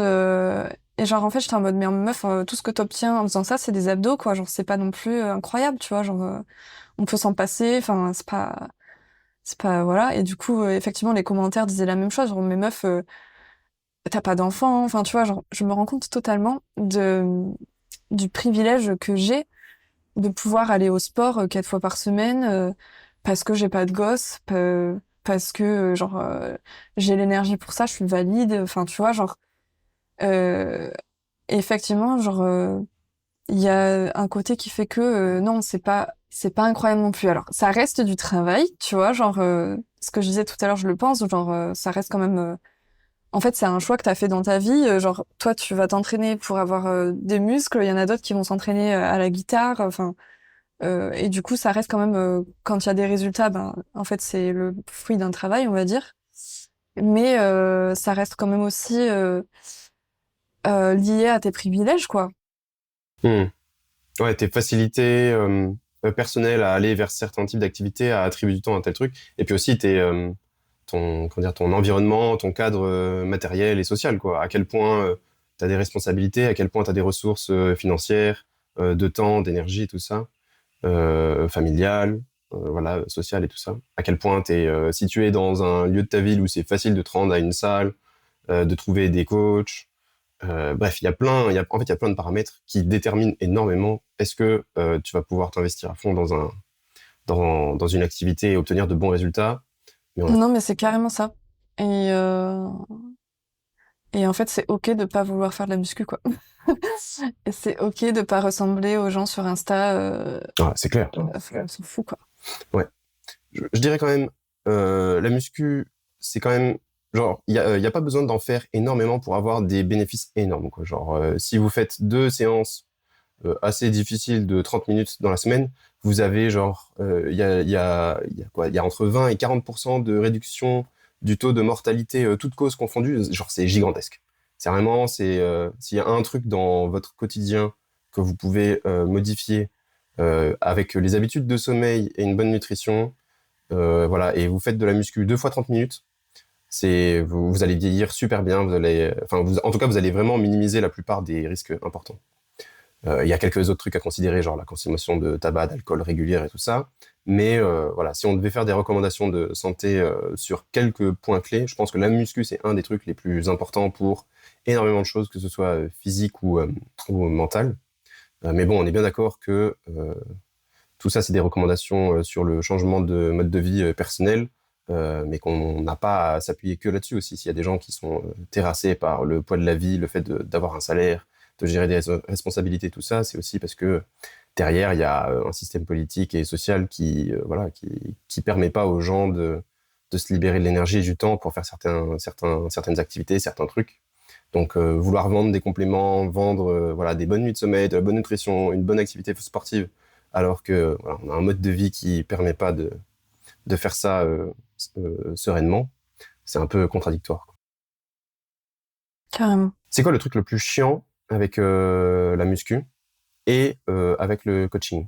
Si tu devais donner un point négatif vraiment le plus pénible pour toi.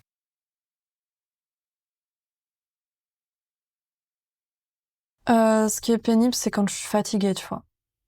Genre, je me lève tôt, du coup, je vais à la salle et il y a certaines séances qui me fatiguent vraiment. Genre, je suis là, je baille et tout. Franchement, j'aimerais trop avoir plus d'énergie pour ça, quoi.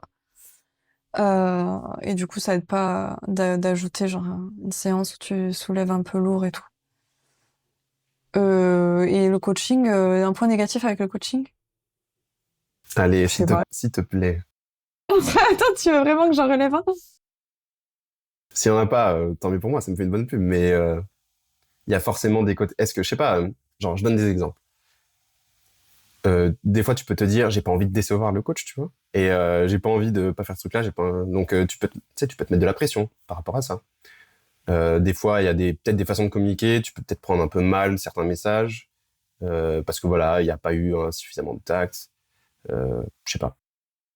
Non, ça c'est ok. Mais oui, le coup de la pression, peut-être un peu, tu vois. Genre là, cette semaine, je suis pas allée marcher du tout. J'ai pas du tout envie de te mettre le nombre de pas qui s'affiche sur mon téléphone dans le tableau, tu vois. J'espère que tu le fais quand même. Non, je le fais pas. Alors, Non, non, mais c'est entre genre 600 et 5000, tu vois. C'est ridicule. Non, mais du coup, je t'ai dit que genre, je marche pas, tu vois. Et genre, j'ai pas envie de, même pour moi, d'afficher ça dans le truc, quoi. hmm. Donc pendant une semaine, c'est niet.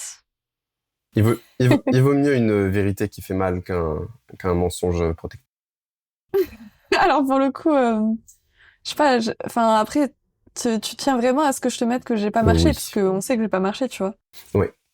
Je pense que alors c'est un super moment pour un petit peu parler de ma vision du coaching. Donc le coaching que j'essaye de mettre en place, c'est comment dire de nouer une relation avec les personnes.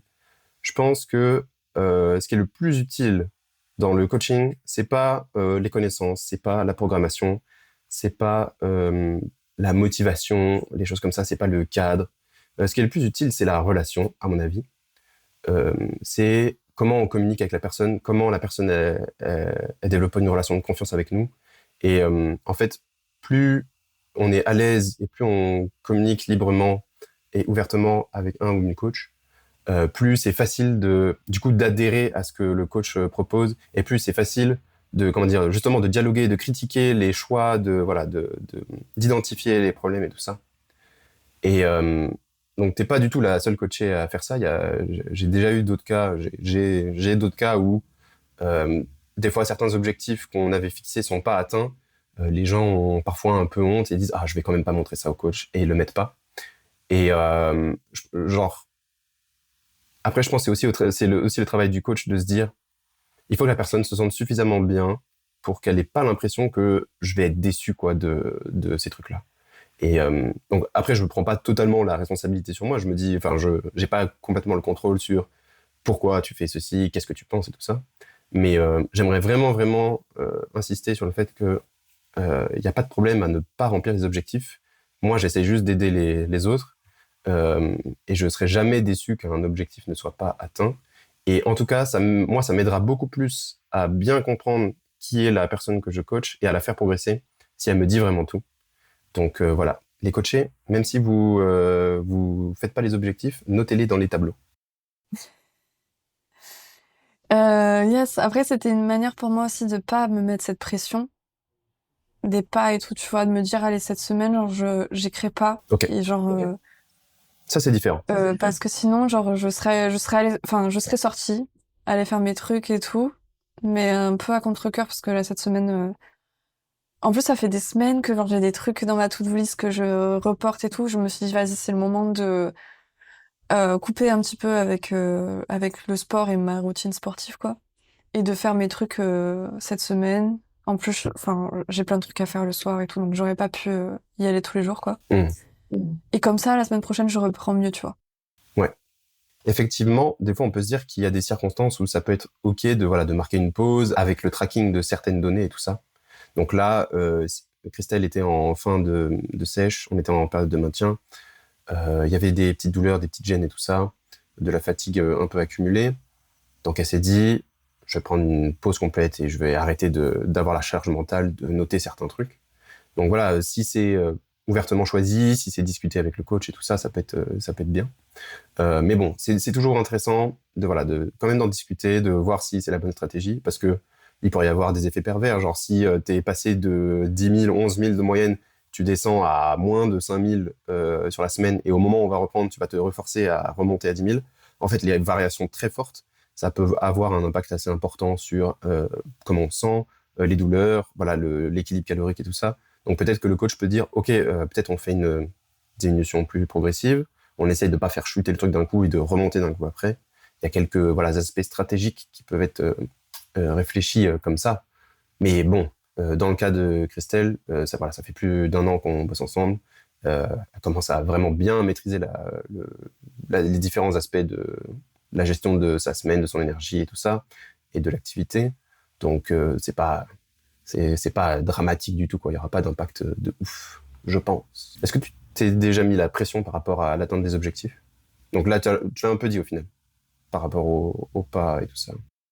Ben, cette semaine, oui, tu vois. Enfin, voilà, c'était genre, est-ce que je coupe tout? Est-ce que je me force à aller à la salle alors que j'ai mal? Enfin, tu vois, genre, ouais, genre, quand t'es en mode, ton corps a envie de déconnecter, mais toi, t'as envie de bien faire et tout, ouais.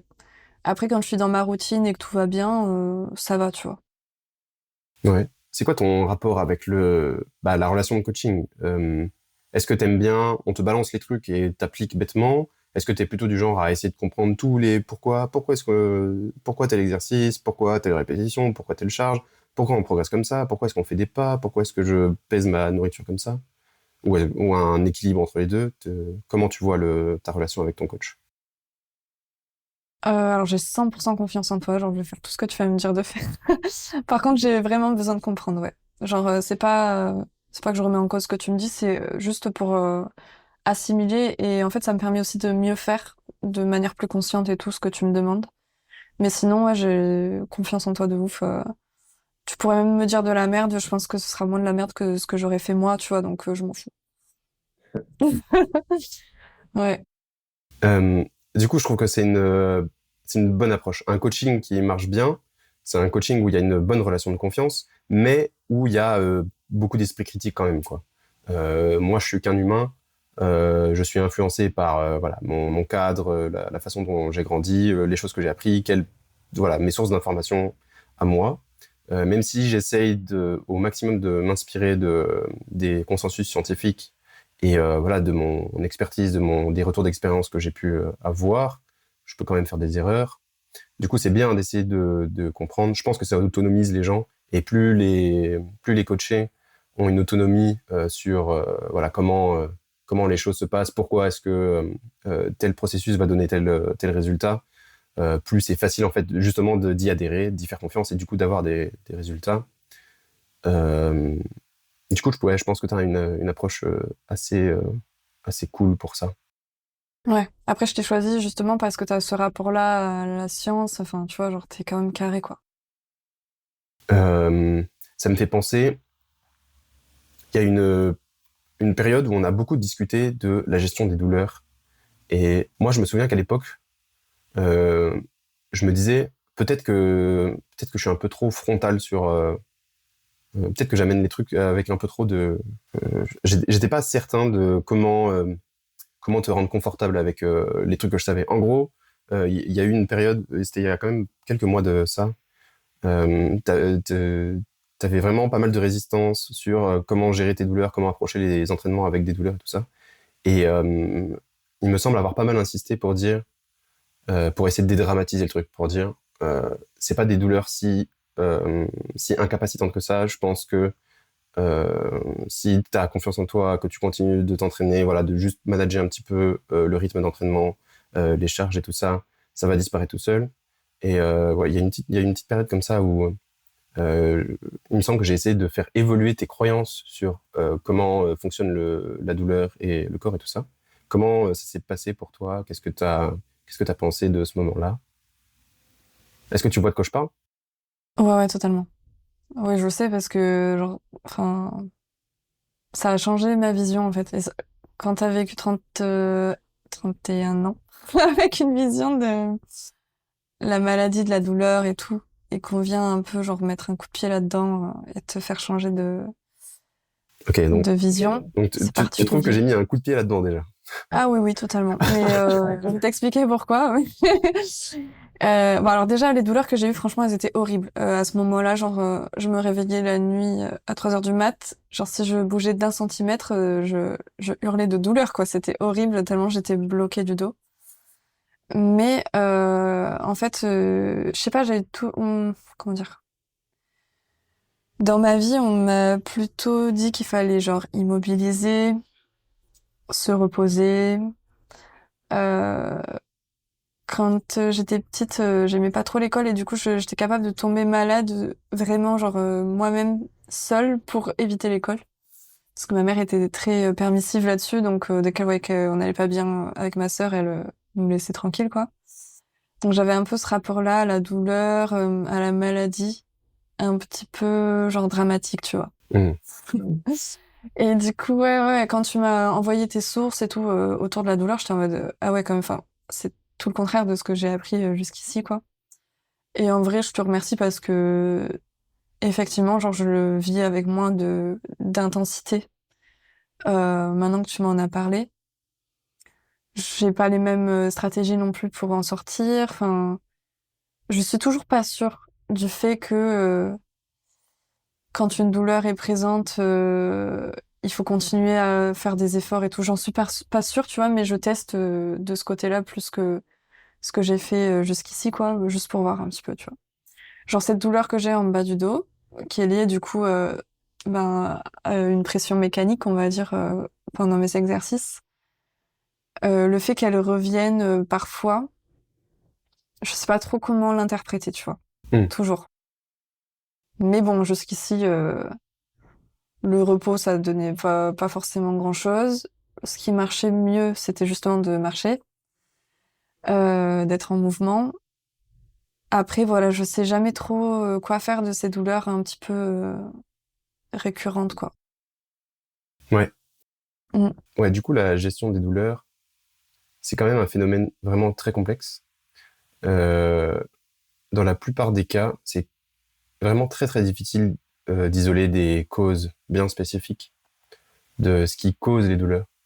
Après, dans ton cas à toi, il y a des mouvements spécifiques, il y a des zones spécifiques qui accentuent la douleur et tout ça. Donc, on peut faire des hypothèses. On peut se dire, voilà, au moins, ce mouvement-là, il a tendance à augmenter la douleur. Donc, peut-être que faut réduire les charges sur ce mouvement-là. Enfin, faut peut-être adapter quelque chose, peut-être modifier la technique, ce genre de choses.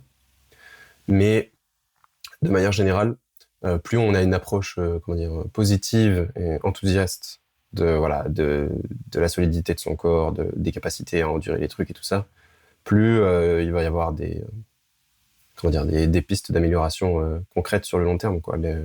Les gens qui ont le moins mal, c'est les gens qui s'inquiètent un peu moins, voilà, qui ont pas peur de faire certains mouvements. Donc voilà, tous les trucs de posture, de beaux mouvements et tout ça, ça a tendance à augmenter ce qu'on appelle la kinésiophobie, donc le fait d'avoir peur du mouvement, de se casser un truc. Voilà, il faut garder le dos droit si on soulève un truc là. Tout ça, quand on est au bureau, faut se tenir droit, faut pas se recroqueviller, tout ça. Et en fait, la littérature scientifique sur tous ces trucs-là, elle montre que c'est des conseils à la con qui ont tendance à augmenter les douleurs et à désautonomiser les gens. Et donc, comment dire, la santé, c'est le mouvement, quoi. C'est plus vous avez confiance en votre corps et vous bougez avec enthousiasme, bah en fait, plus votre corps il aura l'habitude de bouger de plein de façons différentes et il pourra tolérer des contraintes plus importantes, quoi.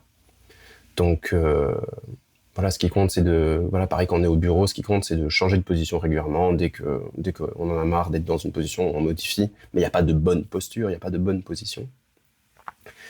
Mais malgré tout, voilà, il y a un équilibre un peu difficile, un peu subtil à trouver entre aller contre les intuitions de se reposer, ne pas bouger, éviter les trucs de douloureux, et se dire, bah non, en fait, Jason m'a dit que c'était comme ça, il y a des études scientifiques qui montrent que si on continue, la douleur, de toute façon, elle va se résorber, donc je continue à pousser, je modifie rien, et je serre les dents.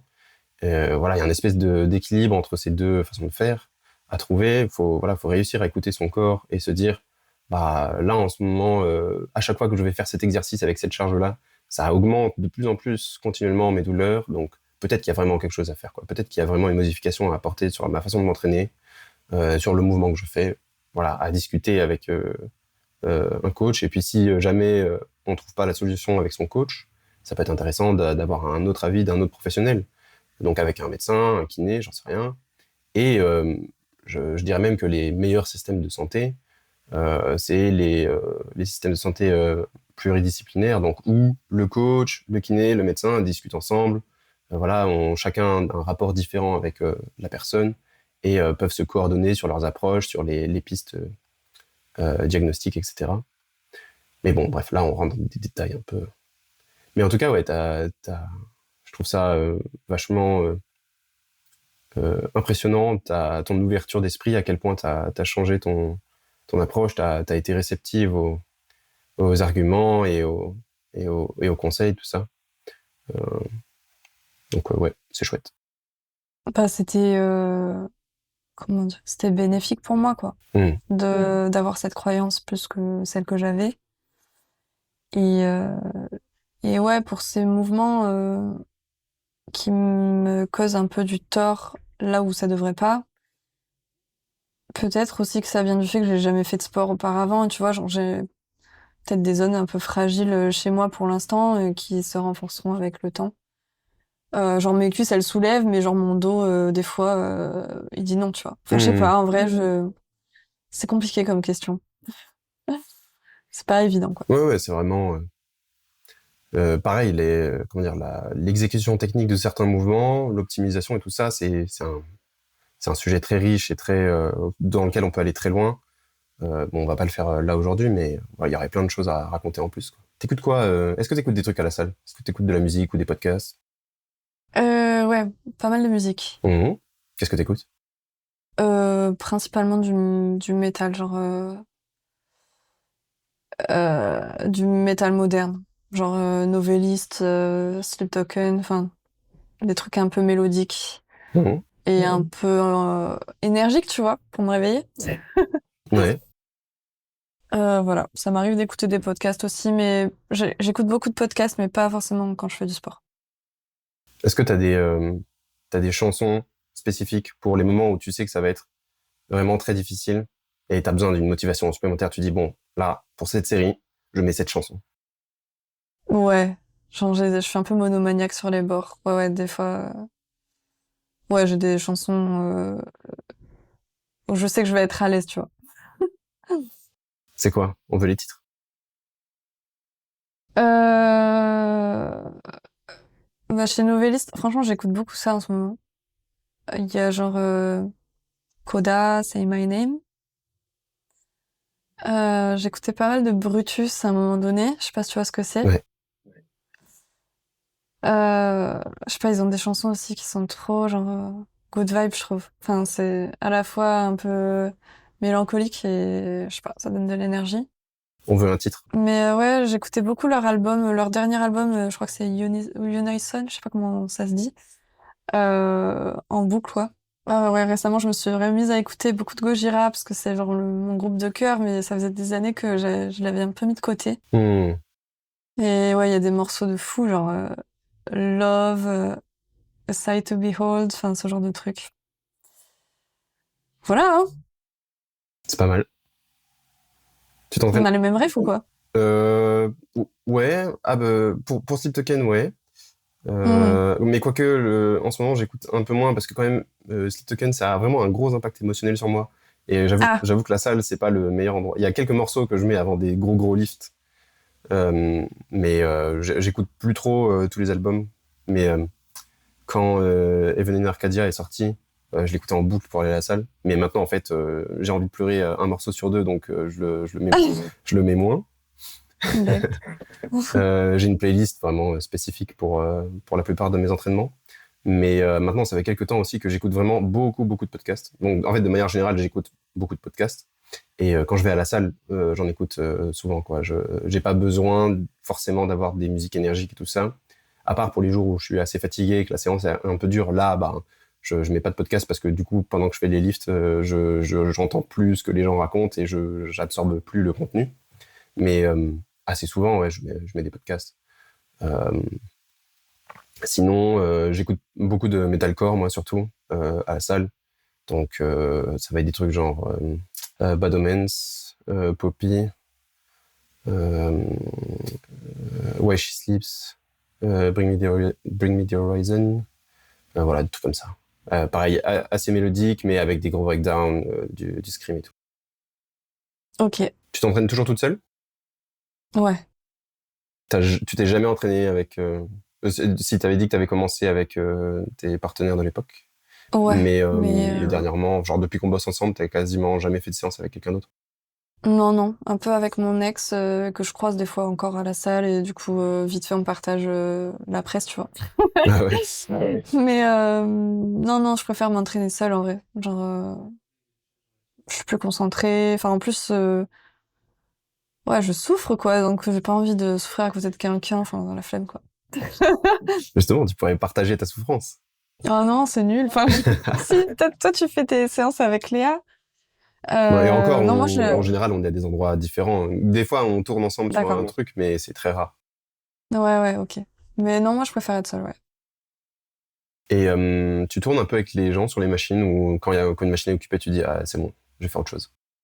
Non, parce que non, je tente pas avec. Non. Et puis en plus, les horaires où j'y vais, on est peu. Donc quand la machine est occupée, tu vois, je laisse la fille tranquille, quoi. C'est quoi l'exercice que tu détestes le plus dans ton programme? Je pense pas qu'il y ait des exercices que je déteste. Par contre, il y a des exercices qui vraiment, genre, Après, je suis lessivée, genre, la presse, principalement, tu vois. Il fallait Le être moins RDL, un forte. peu. De quoi? Il fallait être moins forte. Mais je suis pas forte, hein. Mais pour moi, genre, je suis... Enfin, ouais, non, je sais pas. Ça me lessive, vraiment, genre. Voilà. Quand tu me mets genre, cinq séries à faire là-dessus, je suis en mode ah c'est trop, tu vois, genre j'ai envie de rager et tout. Une fois par semaine, là, je suis en mode non, c'est trop. Mais je le fais quand même, hein, mais c'est trop. Et t'as un exo préféré? Le leg extension, je pense. T'aimes bien souffrir finalement parce que Ouais, moi j'aime bien perso souffrir. le leg extension juste ça me brûle. Ouais. Mais je souffre et tout, mais je trouve que enfin, ça va, en vrai. Genre, je souffre même, enfin, tu me mets 40 ou 60, je souffre pareil. Genre, vraiment. Il y a des fois, je m'échauffe, tu vois, genre, j'arrive sur la machine et je mets genre 20 kilos et je fais une série genre toute légère et tout. Même ça me brûle. Donc finalement, que je mette beaucoup ou pas, je souffre. Mais t'aimes bien. Mais c'est pas la même souffrance, genre c'est pas la souffrance qui fatigue et qui te lessive pour le reste de ta séance, tu vois. Je comprends. Est-ce que, avec le recul, il y a des choses que t'aurais fait différemment sur ouais, la façon dont on a bossé ensemble? Ouais, ben du coup j'aurais optimisé certains trucs, ouais. Genre pour la perte de poids, parce que quand on a commencé, en fait, j'ai stagné pendant quelques semaines, tu vois, genre j'étais en mode je comprends pas, j'essaie de faire bien les choses et tout, et ça marche pas, mais en fait j'avais pas compris. Et c'est ok, tu vois, genre là je serais plus, si tu me demandais de le refaire, je serais plus alerte à faire les choses correctement. Qu'est-ce que tu optimiserais du coup? T'as dit que t'optimiserais certains trucs. Ben, genre j'aurais perdu moins de temps sur le déficit calorique, comment est-ce que je le mets en place et tout. Genre, parce que finalement ça m'a pas demandé tant d'efforts que ça. C'était pas quelque chose que j'ai trouvé compliqué à faire. Donc j'aurais commencé plus tôt, quoi. Ok. Mais en fait, c'était pas plus mal que j'ai une phase de maintien. Parce que je mangeais beaucoup en prise de masse et je mange assez peu quand même en perte de masse grasse. Donc ça m'a fait une petite transition qui était pas, comment dire, négative, quoi. Ouais, je vois. Est-ce que t'as découvert des trucs sur toi? Je pense que c'est vraiment cette année, genre, euh, qui m'a fait réaliser que, en tout cas, à cette période de ma vie et tout, peut-être que ça changera, j'en sais rien, tu vois. Genre, les cadres plutôt rigides, c'est quelque chose qui me convient. Euh, Même sur le plan psychologique, voire psychiatrique, tu vois. Genre, j'ai besoin de constance pour me sentir équilibrée. Et cette année, du coup, ça m'a permis de... Franchement, je pense que je me sens mieux que l'année dernière, tu vois, à la même période. Sur le plan psychique. Donc finalement, même si j'ai des objectifs des fois un peu cons, style avoir des grosses cuisses, ça a quand même joué sur pas mal de domaines de ma vie en positif, tu vois. Donc ça, c'est cool. C'est quoi la suite pour toi? Qu'est-ce qui va se passer entre septembre 2025 et septembre 2026? Ben, je vais continuer à suivre tes conseils, je pense, sur tout ce qui est prise de masse, perte de poids, etc. Et le but, c'est que là, j'ai enfin fait des vraies images témoins que je t'ai envoyées de euh, de l'état de mon corps à un moment donné. Et le but, c'est que l'année prochaine, ça ait changé, tu vois. Ça serait cool.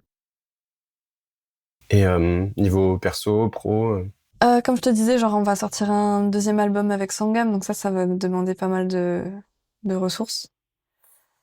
Euh, donc idéalement, j'aimerais bien que ça se passe bien parce que, en gros, la musique, je l'ai commencé assez tard et on a fait un premier album qui était un peu une phase test de tout ce que ça demande, en fait, comme investissement. Moi, j'étais pas du tout au courant de tout ce que ça représentait, en fait. Donc là, pour le second album, on sait, on va pouvoir utiliser un petit peu nos connaissances qu'on a acquises pour faire un truc mieux. Donc j'espère qu'on arrivera à bien le sortir, ce qui est pas évident dans le métal, sortir un album. Enfin, c'est un style qui est niche quand même, donc c'est pas facile de trouver son public et tout. hmm. J'aimerais bien idéalement réussir à faire de la création de contenu, à me replonger dedans et à le faire régulièrement, un peu comme toi, tu vois, genre. C'est compliqué sur le plan perso, de s'y mettre pour soi, tu vois. Hmm. Et sur le plan pro, ben, là, j'ai un contrat assez court chez Future de 4 mois. Donc, idéalement, j'aimerais bien qu'ils me le prolongent parce que je trouve ça trop cool de travailler pour eux et c'est vraiment une manière de mettre mes compétences au service d'une cause qui me tient vraiment particulièrement à cœur. Et c'est pas facile de trouver du boulot dans ce milieu-là, donc je croise les doigts pour que ça continue. Ok. Est-ce qu'il y a des choses dont tu voudrais faire la publicité, des choses que tu aurais envie de recommander? Donc évidemment, je vais mettre en lien les réseaux de ton groupe, si tu as envie. Ouais, c'est cool. Bon, ils sont un peu en pause là. Ouais, mais voilà, comme ça, Ils si les repartiront gens, ça les bientôt. intéresse d'aller écouter ce que vous avez déjà sorti et de se tenir au Ouais, courant des futures sorties, tout ça, ils iront voir là. yes. Euh, Si les gens, enfin, je sais pas à quel point tu as envie qu'on publie tes réseaux à toi ou ceux de Futur. Est-ce que voilà, qu'est-ce que tu as envie de mettre en avant? Du coup, ouais, mes réseaux à moi, tu peux les mettre en avant si tu veux. Encore une fois, il faut que je me replonge dedans, donc j'espère pouvoir m'y remettre et trouver peut-être des formats de contenu qui me prennent pas autant de temps que ce que je fais actuellement. Enfin, ce que j'ai voulu faire, c'est-à-dire traduire des chansons en français, réussir à les adapter. Ça vous demande de l'organisation et puis de tester beaucoup de chansons pour que ça marche, parce que toutes les chansons ne marchent pas en français, quoi. Donc voilà, j'aimerais bien coupler ça à d'autres choses plus simples. Les réseaux de Futur, yes, hein. Ben, suivez-nous, c'est cool. Futur, c'est une asso qui traite de toutes les formes d'exploitation animale, donc pas que dans l'élevage. Ça peut être le divertissement, la chasse, etc. Donc on dénonce et en parallèle, on a quand même le sanctuaire du futur où on essaie de faire changer le regard des gens autour des animaux de ferme en les faisant adopter par des particuliers. Et Future Vegan Communauté, si vous êtes vegan et que vous vous sentez un peu seul ou vous avez envie de faire des rencontres ou de végétaliser votre alimentation, vous pouvez les rejoindre. Ils font plein d'événements en France et ils commencent à en faire vraiment partout, notamment dans le sud parce qu'ils sont tous à Paris normalement. Enfin, je suis la seule qui est dans le sud de la France. Et voilà. Ok. Christelle, merci beaucoup pour cette discussion. C'était très chouette pour un Merci à toi. premier C'était épisode. cool. Puis on va pouvoir s'arrêter là.